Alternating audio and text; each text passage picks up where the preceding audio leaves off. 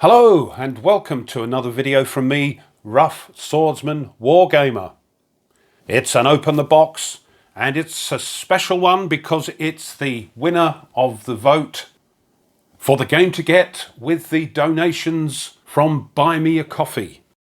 It is, of course, the Doolittle Raid from GMT Games, designed by Jeremy White, published in 2017. Solitaire game. Part of the Enemy Coast Ahead series, this is the Tokyo Raid of 1942. So, what's all this about? Signals flashed from Vice Admiral Halsey's flagship. Commander Task Force 16 makes the following announcement. This task force has been directed to proceed to a position 400 miles east of Japan. There, Army bombers will be launched from the USS Hornet. They will bomb Tokyo. It is April 1942 and 16 medium B-25 Mitchell bombers are strapped atop a carrier deck as it steams west. Soon they will be in the heart of Japan's defensive zone and within striking distance of the home islands. The war is barely 5 months old and there has been no good news for the United States thus far. All that is about to change. Gentlemen, we must find ways and means of carrying home to Japan proper in the form of a bombing raid, the real meaning of war. This was President Roosevelt's mandate back in December, and now those 16 bombers and their 5-man crews are about to carry out the President's directive. Led by famed pilot Jimmy Doolittle, every detail has been seen to. But will the task force reach the launch point without detection? Once in the air, will the B-25s encounter defences or bad weather, or will they be able to find their targets? Once over Japan, will they enjoy the advantage of surprise, or will they face a welcoming party? After releasing ordnance, will those same bombers escape from the roused Hornet's nest, and will they reach the safety of China before enemy aircraft catch them or fuel runs out? Enemy Coast Ahead, the Doolittle Raid is a solitaire game recreating this historic mission. 10 scenarios dissect the action over target cities, the tense flight after launching from the carrier deck, and even covers the voyage west from Alameda Naval Air Station in the San Francisco Bay. A task force layout features every ship in the USS Hornet's task force, where enemy attacks and submarine attacks are played out, should your force be detected. A flight map tracks the course of the B-25s from the carrier deck to Honshu. Although enemy assets will be a major concern, your real challenge will be fuel. Did you launch too far from the target to make it to safety? Scenario 10 goes even further by allowing the player to plan the raid, organise and train the squadron, modify the bombers and secure landing sites in China and the Soviet Union. Action extends beyond the raid to cover the challenge of recovering pilots who may have ditched at sea or on the Chinese coast. They will be hunted by the Japanese military and may have to trek their way to safety. Each scenario has a tailored debriefing chart allowing the player to contextualise the outcome, and Scenario 10 has its own debriefing manual that explores the perception of a variety of important stakeholders. Will Doolittle earn a promotion, or will he be made a scapegoat? Will this raid be a mere footnote in the annals of the Pacific War, or will it prove a turning point? Well, there you are. So the game contents. 1 rulebook, 64 pages. 1 scenario book, 40 pages. 1 debriefing manual, 20 pages. 1 map sheet, 22 by 34. 4 counter sheets, 10 player aid cards. Won't go through them because we're going to look at that in a minute. Here's some of the counters. Game meter, complexity is medium high. There's a lot to this game. Solitaire suitability, of course, is right at the top at 9. Game scale, units, B-25 Mitchells, of course, the air crew and elite crewmen. Players 1 to 3. Age 14 plus. Time, monthly planning turns, 2 to 3 day naval turns and 2-hour flight turns and variable tactic turns. Map. Multiple maps, each with its own scale. Designer, of course, as I said, Jeremy White, who also designed Skies Above the Reich, I believe. Another game I'd like to get my hands on. And art director, Roger B. McGowan. There we go. Right. Let's get the shrink wrap off. Okay, the shrink wrap is off. Let's open the box. It's a 2-inch box. It feels quite sturdy. It's a heavy box as well. So I'm expecting lots of stuff in here. And what have we got? We've got some baggies. Always handy. And look, crikey. 8 D6s. What's this? A mea culpa note. I think this is about sort of not so much errata but mistakes, grammar. Yeah, which is quite funny. Yes, okay, thank you, Jeremy. And a thank you note from GMT Games. And here's the rulebook.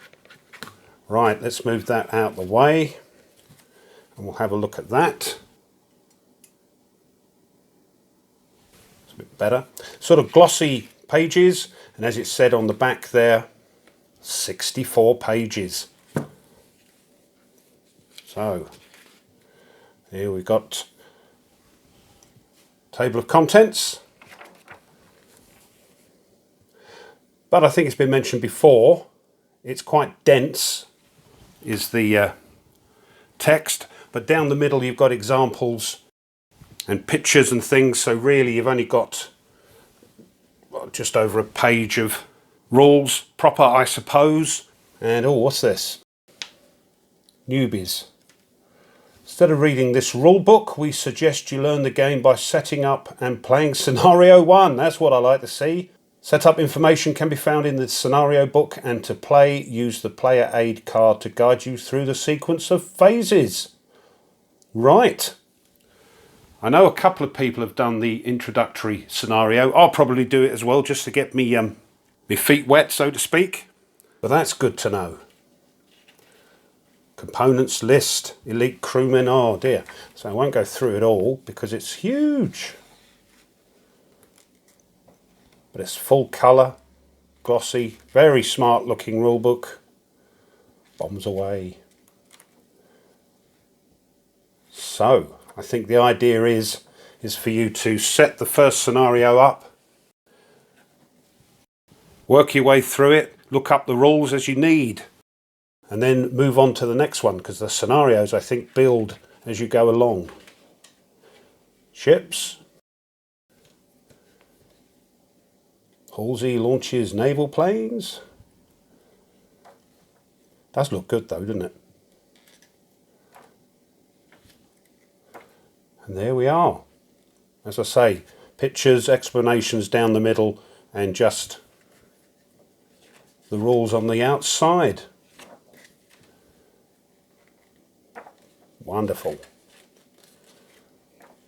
This may take a little time to get onto the table, so bear with me.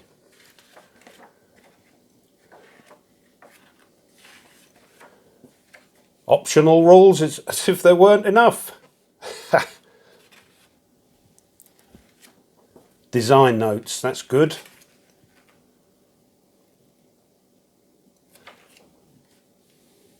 And on the back, some explanation of the chits. Right. Next, it looks like close-up maps. Nagoya.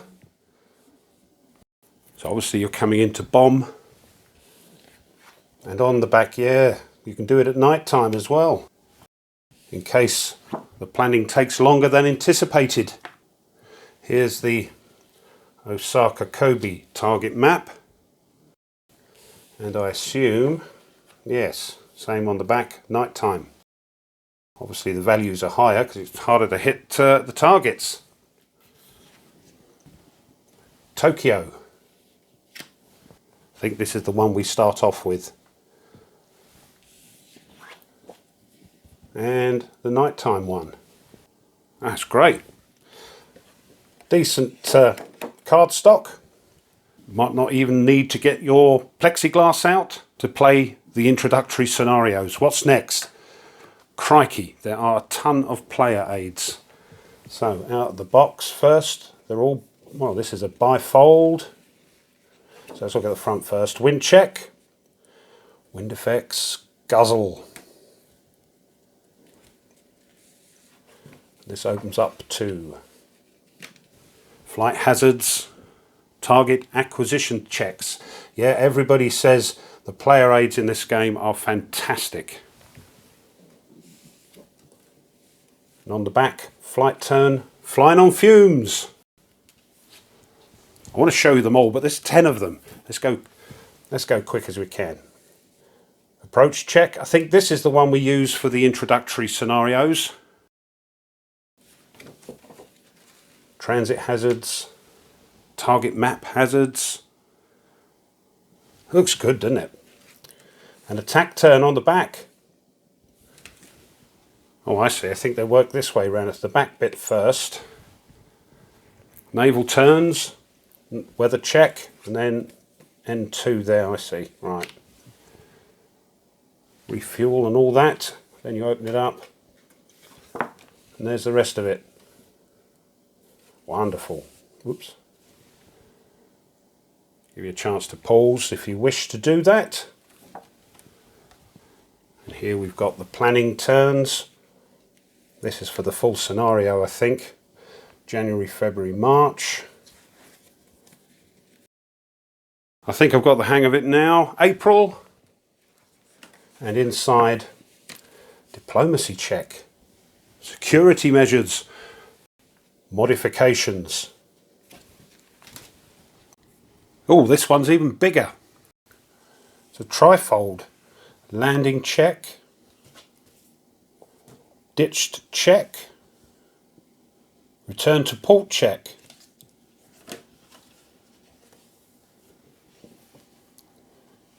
Denouement China. Whoops, sorry. Japanese capture table. Don't like the sound of that. And denouement USSR. Denouement, sequence of play. Another trifold. Naval map. Japanese ordnance, counter-strike. Airstrike. Japanese force, Japanese strike force arrives. Target approach. Oh, wrong way, I think. It goes that way. You see that? Look at that. Crikey. Debriefing victory point. Tracks. Single-sided. And the counter sheets. Right. Here they are. They're on the white core thin stock, but look very smart indeed. Hope you can see those. Some big ones here, look.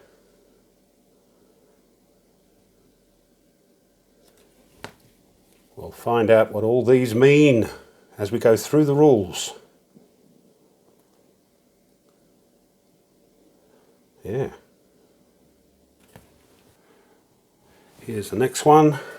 These look like sort of hazards that you will encounter.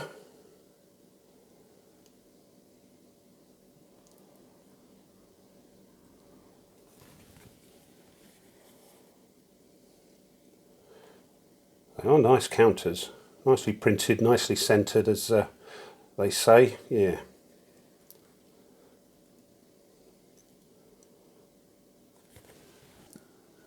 Now these are smaller. These are the, well, they look ½ inch by the looks of it.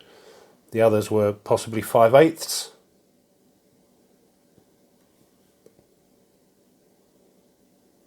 flying on fumes.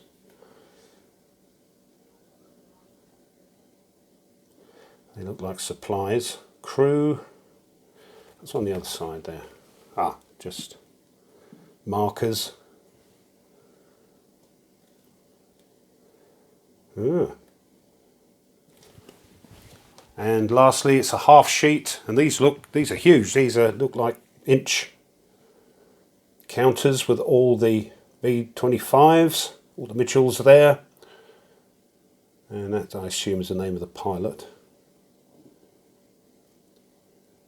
Nimitz, Stilwell, Thompson.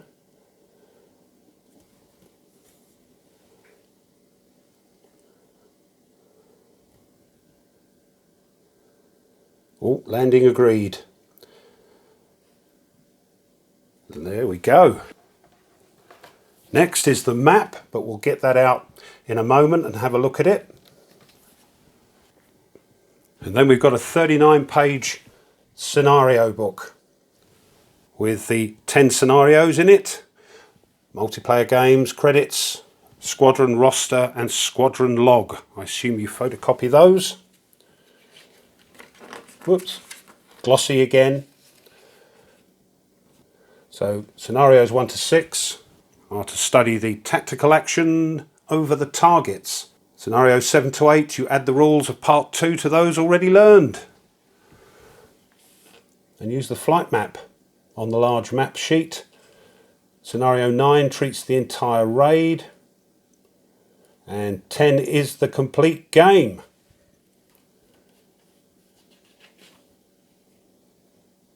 And this is a flowchart to tell you what to do when you're playing those scenarios. So for scenarios 1 to 6, you're just attacking and then debriefing. Scenarios 7 to 8, you're flying there, attacking and debriefing. Yeah, this looks great.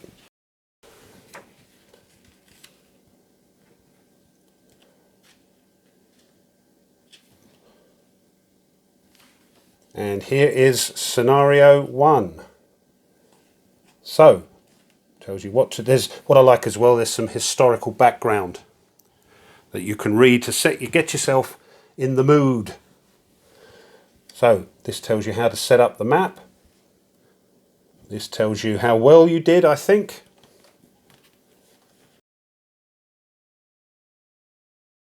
And then you can try the same thing at night.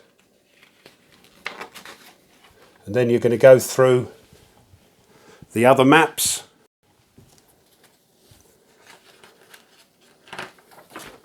Whoops, doesn't show them at night, but I assume you just do the same thing as the first one if you want to do the night raid. So these are all the maps, single map. Attack of the 5th Flight. TNT's attack. The army launches for Japan. So this is where you bring in some of the other rules to extend this scenario.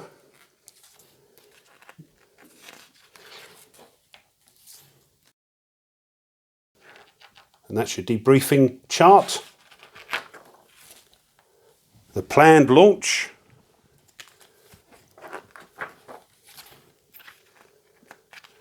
So a bit more added.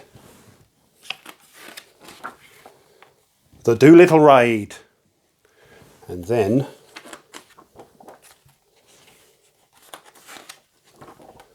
the whole thing. And at the back is the flight map, naval map, China, yeah, it's all there, and squadron log, which I assume you photocopy. And just to finish off, the debriefing manual, made of the same sort of glossy-ish paper. So after you complete your scenario, you see how well you've done, and you look up all the results on here, and then move whatever you're told to get on the victory point chart. I'm guessing, of course, because I don't have a clue. It's very involved.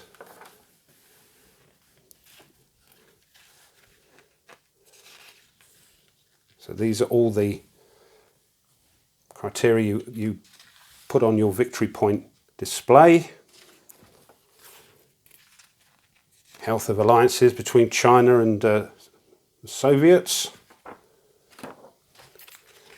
Japan, mood at the Imperial Palace. Captured crew. Was midway, amended. And a debriefing log at the back, which again, I think you're quite welcome to photocopy. Right, just to finish off, let's have a look at the map. Here's the map in all its glory. We'll have a close-up of the sections in a minute. But down here, here's the planning part, January till April. Alameda box here. Here's the carrier that's taking the Mitchells to Japan. Task force layout, naval map, and the flight map. And over here, security track, secrecy test, event check. Right. Let's have some close-ups. So here's the planning part of the map, I think. And I'm going to have to lift and move manually, so excuse if it's a bit shaky. So coming down to March and April. There's the Alameda box. And up here is the carrier deck.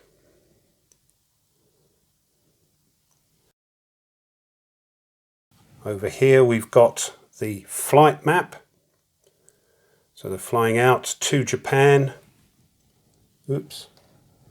Hope that's all right. Down here is the naval map. Sorry about the bit of glare. Task force layout. Here we go. Gets rid of that glare. I-boat attack. Security track. Secrecy test. Event check. And a time track up there. So,